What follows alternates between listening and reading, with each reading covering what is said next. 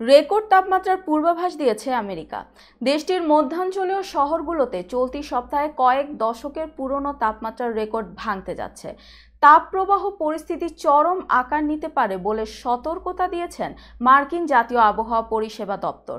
বার্তা সংস্থা রয়টার্স জানায়, ইন্ডিয়ানা থেকে নিউ ইংল্যান্ড পর্যন্ত প্রায় ৮ কোটি মানুষ তাপ বা অত্যাধিক তাপ সতর্কতার অধীনে রয়েছে। নিউ ইয়র্কের গভর্নর ক্যাথি হোকুল উচ্চ তাপমাত্রার কারণে সপ্তাহের শেষ পর্যন্ত রাজ্যের জরুরি অপারেশন সেন্টার চালু করেছেন। নিউ ইয়র্ক কর্তৃপক্ষ সমুদ্র সৈকত ও পাবলিক সুইমিং পুলগুলো জনগণের জন্য আগেভাগে খুলে দিচ্ছে।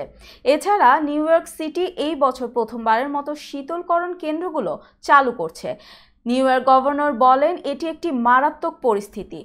সিরাকিউজ শহরে 1994 সালের পর এবারই 94 ডিগ্রি ফারেনহাইট রেকর্ড করা হয়েছে।